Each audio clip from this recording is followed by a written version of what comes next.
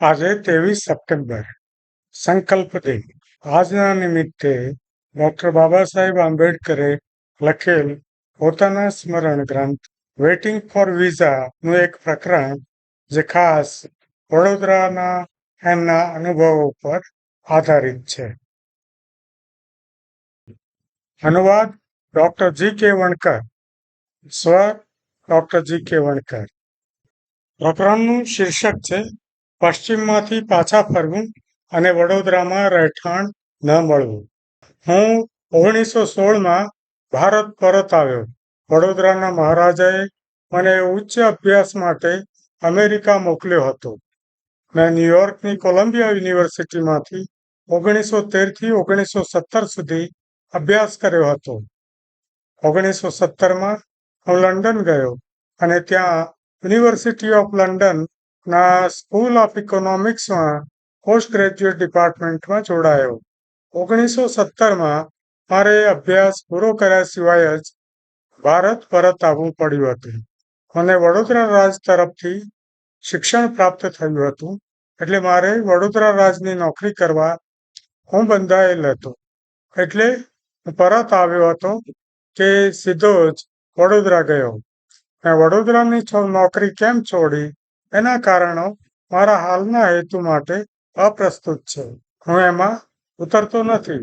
હું વડોદરામાં મારી સાથે થયેલ સામાજિક વ્યવહાર પૂરતો મર્યાદિત રહી એનું વર્ણન કરીશ. યુરોપ અને અમેરિકામાં ગાળેલા 5 વર્ષોએ મારા મનમાંથી હું અસ્પૃશ્ય છું ને અસ્પૃશ્ય ભારતમાં જ્યાં પણ જાય પોતાના અને બીજાઓ માટે સમસ્યા બની જાય છે એ સભાનતા પૂરેપૂરી ભૂંસી નાખી હતી. પરંતુ હું સ્ટેશનમાંથી બહાર નીકળ્યો ત્યારે મારું મન એ સવાલથી બેચેન હતું કે હું ક્યાં જઈશ, કોને ત્યાં રહીશ. મને રઘવાટ થઈ આવ્યો.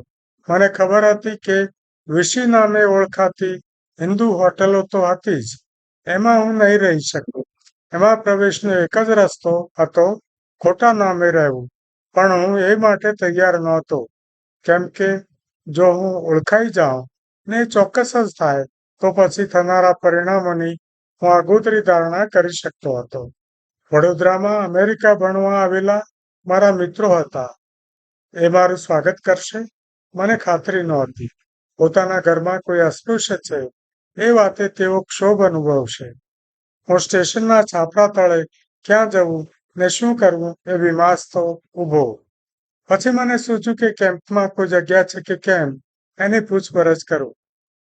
બધા પેસેન્જર નીકળી ગયા. જેમને કોઈ પેસેન્જર મળ્યા નહોતા એવા કેટલાક ઘોડાગાડીવાળા મને જોઈ રહ્યા હતા ને મારી વાટ જોતા હતા. મેં એમાંના એકને બોલાવ્યો અને એને કેમ્પમાં એની જાણીતી કોઈ હોટલ છે કે કેમ એ પૂછ્યું. આણે કહ્યું કે એક પારસી વિશી છે જે પેઇંગ ગેસ્ટ રાખે છે. વિશી પારસીની છે એ જાણી મારું હૃદય ખુશ થઈ ગયું. પારસી તો જરથુસ્તી ધર્મ પાળે, એટલે તેઓ મારી સાથે અસ્પૃશ્ય તરીકે વર્તન કરે એવી બીક નહોતી, કેમ કે એમના ધર્મમાં અસ્પૃશ્યતા નથી. ખુશ હૃદય અને ભયમુક્ત મને મેં સામાન ઘોડાગાડીમાં ગોઠવ્યો ને ગાડીવાનને કેમ્પની પારસી વિશીમાં લઈ જવા કહ્યું. ઘોડાગાડી વિશીએ પહોંચી. વિશી 2 માળની હતી. ભોંય તળિયે એક પારસી વૃદ્ધ એના પરિવાર સાથે રહેતો હતો. એ વિશી સંભાળનારો હતો અને વિશીમાં ઉતરતા મુસાફરોને જમવાનું પૂરું પાડતો હતો. વિશી સંભાળનારો મને ઉપર લઈ ગયો. ગાડીવાન મારો સામાન લઈ આવ્યો. મેં એને ભાડું ચૂકવ્યું ને એ ચાલ્યો ગયો. હું ખુશ થઈ ગયો કે રહેઠાણ શોધવાની સમસ્યા હલ થઈ ગઈ. હું આરામ કરવા કપડાં બદલતો હતો ત્યાં વિશી સંભાળનારો એના હાથમાં ચોપડા સાથે આવી પહોંચ્યો. સદરો કે કસ્તી, જે 2 ચીજો હું પારસી છું એ સાબિત કરી શકે વગર જોયો. એટલે એણે તોછડાઈથી હું કેવો છું એમ પૂછ્યું. મને ખબર નહોતી કે આ પારસી સમુદાયની વિશી ફક્ત પારસીઓ માટે જ હતી. એટલે મેં કહ્યું કે હું હિન્દુ છું. એને આઘાત લાગ્યો. એણે કહ્યું હું વિશીમાં ન રહી શકું. મને પણ એના જવાબથી આઘાત લાગ્યો અને આખા શરીરે શીત વળી ગયું. ફરી પાછો એ સવાલ ખડો થયો ક્યાં જવું? સ્વસ્થ થઈને મેં એને કહ્યું કે હું હિન્દુ છું, પણ જો એને વાંધો ન હોય તો પારસી વિષયમાં રહેવામાં મને વાંધો નથી. એણે જવાબ આપ્યો, તમે કેવી રીતે રહી શકો? મારે વિષયમાં રહેનારાઓનું રજીસ્ટર રાખવું પડે છે. મને એની મુશ્કેલી સમજાઈ. મેં કહ્યું કે રજીસ્ટરમાં મારું પારસી નામ નોંધી લો. જો મને વાંધો નથી તો તમને શું વાંધો છે? હું અહીં રહું તો તમારે કશું ગુમાવવાનું નથી. ઉપરથી તમને તો કમાણી જ થશે. મેં જોયું કે એને મારી વાત મંજૂર હતી. લાગતું હતું કે ઘણા સમયથી ત્યાં કોઈ મુસાફર આવ્યા નહોતા ને થોડુંક કમાઈ લેવાની તક જતી કરવા નહોતો માંગતો. એ સંમત થયો એ શરતે કે હું એને રહેવા અને જમવાના રોજનો ₹1.5 આપું અને રજીસ્ટરમાં મારું નામ પારસી તરીકે નોંધું. એ નીચે ચાલ્યો ગયો. મેં રાહતનો શ્વાસ લીધો. સમસ્યા હલ થઈ ગઈ ને હું બહુ ખુશ થઈ ગયો. પરંતુ અફસોસ, મને ખબર નહોતી કે એ ખુશી કેટલી ટૂંકી હતી. પરંતુ હું વિષયમાં મારા રહેવાના કરુણ અંતનું વર્ણન કરું તે પહેલા હું ત્યાં જે થોડો સમય રહ્યો ત્યારે કેવી રીતે મારો સમય પસાર કરતો એ વર્ણવું. વિષયમાં પહેલા માળે એક નાનકડો બેડરૂમ હતો ને એની સાથે જોડાયેલ એક નાનો બાથરૂમ હતો જેમાં પાણીનો નળ હતો. બાકી તો એક મોટો રૂમ હતો.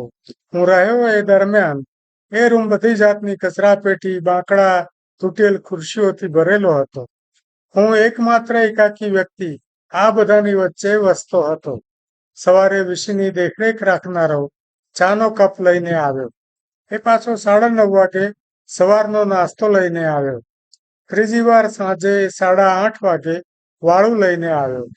એ ના છૂટકે જ ઉપર આવતો અને મારી સાથે વાતચીત કરવા જરાય રોકાતો નહીં. સમય જેમ તેમ નીકળી ગયો. વડોદરા મહારાજાના એકાઉન્ટન્ટ જનરલની ઓફિસમાં અજમાયશી ધોરણે મારી નિમણૂક કરવામાં આવી. હું સવારે 10 વાગે વિષય છોડી ઓફિસે જવા નીકળતો અને રાતે 8 વાગે મોડેથી પાછો આવતો. વિષય બહાર હોઉં ત્યારે બાકીનો બને તેટલો સમય મોટે ભાગે મિત્રો સાથે ગાળતો. રાત વિતાવવા વિષયે પાછા ફરવાનો વિચાર મને ભયંકર લાગતો ને આરામ કરવા આબ નીચે મારે બીજું કોઈ ઠેકાણું નહોતું. એટલે જ હું વિષયમાં પાછો ફરતો. વિષયમાં મોટા રૂમમાં વાતચીત કરવા કોઈ માણસ નહોતું. મને બહુ એકલું લાગતું. આખા હોલને અંધકાર પૂરેપૂરો ઘેરી વળતો. ઇલેક્ટ્રિક લાઇટ નહોતી. અંધારું દૂર કરવા કોઈ તેલનો દીવો પણ નહોતો.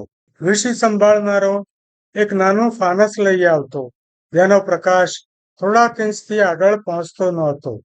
મને લાગતું હતું કે હું જેલની અંધાર કોટડીમાં છું ને હું વાતચીત કરવા કોઈ માણસની સોબત ઝંખતો. પરંતુ ત્યાં કોઈ નહોતું. કોઈ માણસની સોબત ન હોય. હું પુસ્તકની સોબત શોધતો અને વાંચ્યા જ કરતો. વાંચવામાં મગ્ન હું મારી એકલતા ભૂલી જતો. પરંતુ ત્યાં ઘર કરી ગયેલા અવાજ કરતા ઉડતા ચામાચીડિયા ઘણીવાર મારું ધ્યાન ભંગ કરતા ને મારી ભીતર શીતલહેર પ્રસરાવી દેતા. હું જે ભૂલવા મથતો હતો તે મને યાદ કરાવતા કે હું વિચિત્ર પરિસ્થિતિમાં વિચિત્ર જગ્યાએ રહું છું. ઘણીવાર મને ગુસ્સો પણ આવતો, પરંતુ હું મારો શોક અને ગુસ્સો એ લાગણીથી દબાવી દેતો કે ભલે જેલની અંધાર કોટડી તો અંધાર કોટડી. એ મારું આશ્રય સ્થાન હતું ને જેવું તેવું પણ આશ્રય સ્થાન કોઈ આશ્રય સ્થાન ન હોય એના કરતાં તો બહેતર કહેવાય. મારી હાલત એવી હૃદયદ્રાવક હતી કે મુંબઈથી મારી બહેનનો દીકરો બાકીનો સામાન લઈને આવ્યો. એ મારી હાલત જોઈ ધ્રુસકે ને ધ્રુસકે એવો તો રડી પડ્યો કે મારે એને તરત પરત મુંબઈ મોકલી દેવો પડ્યો. આ હાલતમાં હું ખોટે ખોટું પારસી નામ ધારણ કરી પારસી વિષયમાં રહેતો હતો. મને ખબર હતી કે આ બહુ નહીં ચાલે, કેમ કે કોઈક દિવસ તો સત્ય બહાર આવશે જ. એટલે હું રહેવા માટે રાજનો બંગલો મેળવવા કોશિશ કરતો હતો. પરંતુ વડાપ્રધાને મારી વિનંતી પર મારી જે ઉતાવળ હતી એવી ઉતાવળથી ધ્યાન આપ્યું નહીં. મારી અરજી એક ઓફિસર પાસેથી બીજા ઓફિસર પાસે ફરતી રહી ને મને આખરી જવાબ મળે એ પહેલા તો કયામતનો દિવસ આવી પહોંચ્યો. ઋષિમાં મારો 11મો દિવસ હતો. સવારનું ભોજન લઈ ઓફિસે જવા કપડાં પહેરી હું રૂમમાંથી બહાર નીકળવાનું કરતો હતો ને લાઇબ્રેરીમાંથી રાત પૂરતી લીધેલ કોઈ ચોપડીઓ પાછી આપવા હું ઉઠાવતો હતો. ત્યાં મને પગથિયે ઘણા લોકોના પગલાંનો ધબ ધબ અવાજ કાને પડ્યો. મને એમ કે કોઈ મુસાફરો વીશીમાં રોકાવા આવ્યા હશે એટલે હું એ મિત્રોને જોવા લાગ્યો. ક્ષણભરમાં તો ડઝનેક ક્રોધિત ઊંચા ખડતલ લાકડીઓથી સજ્જ પારસીઓને મારા રૂમ તરફ આવતા જોયા. મને ખ્યાલ આવી ગયો કે આ સાથી મુસાફરો નથી અને મને એની સાબિતી પણ તરત મળી ગઈ. એ મારી રૂમ આગળ એક લાઈનમાં ઊભા રહી ગયા ને મારી પર પ્રશ્નોનો મારો ચલાવ્યો. તું કોણ છે? અહીં કેમ આવ્યો છે? પારસીનું નામ રાખવાની તારી હિંમત? બદમાશ! એ પારસી વિશીવા ઉડાવી. હું ચૂપચાપ ઊભો રહ્યો. હું કોઈ જવાબ આપી ન શક્યો. હું હવે ખોટું નામ ધારણ કરી શકું એમ નહોતું. એ ખરેખર તો એક કૌભાંડ જ હતું ને એ કૌભાંડનો પર્દાફાશ થઈ ચૂક્યો હતો. મને ખાતરી છે કે જો હું એ રમત ચાલુ રાખત તો ક્રોધિત અને જનૂની પારસીઓનું ટોળું મારી પર હુમલો કરી મોતને ઘાટ ઉતારી દે. મારી ભીરુતા ને મૌને આ કયામત ટાળી. એક જણે મને પૂછ્યું કે હું ક્યારે રૂમ ખાલી કરી દઈશ.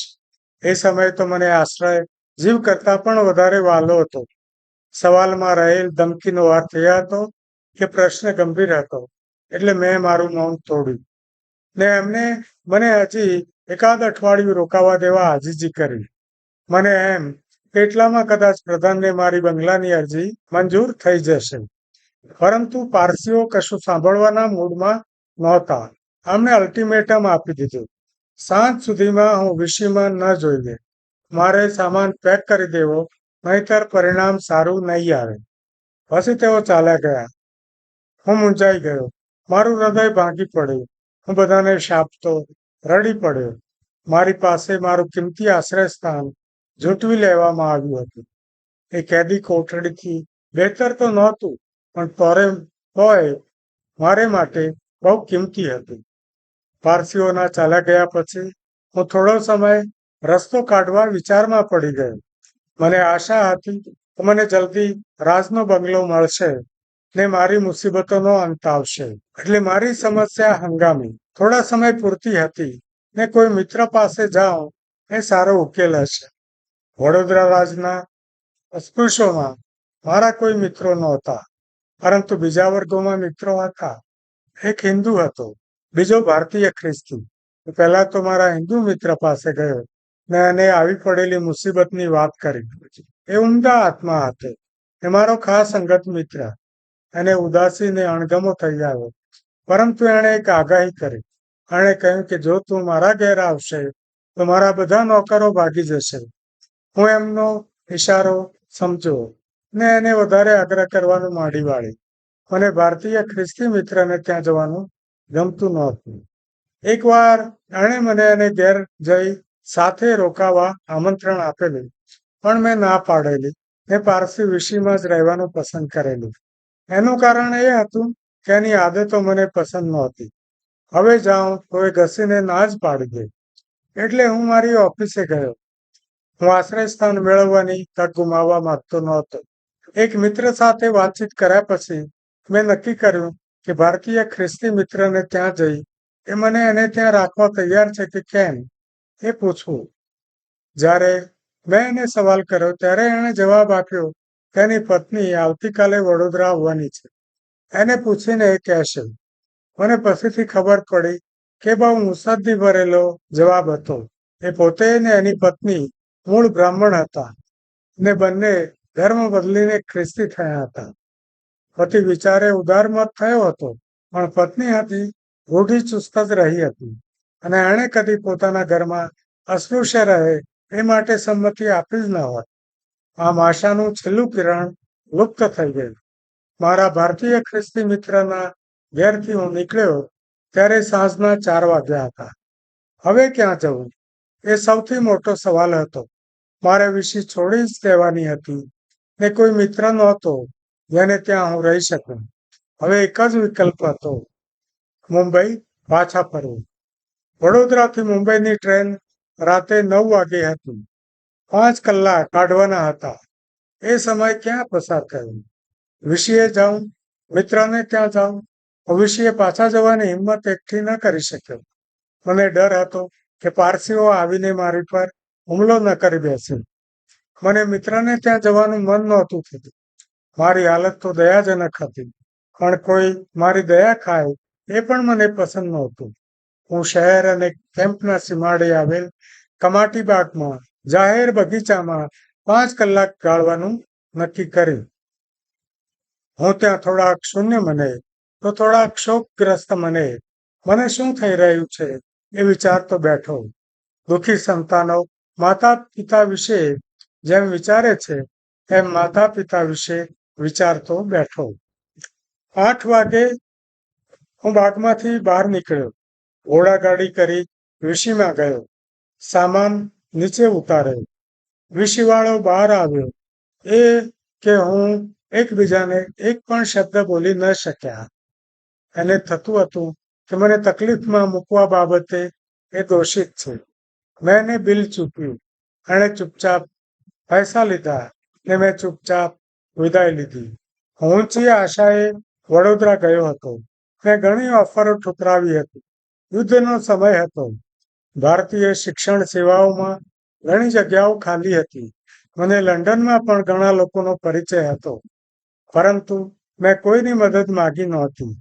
મને હતું કે મારી એ ફરજ હતી કે હું પહેલા તો જેમણે મારા શિક્ષણ માટે આર્થિક મદદ કરી એ વડોદરાના મહારાજાને સેવાઓ આપું. ને અહીં મને ફક્ત 11 દિવસમાં વડોદરામાંથી હાંકી કાઢી મુંબઈ પાછો તગેડી મૂકવામાં આવી રહ્યો હતો.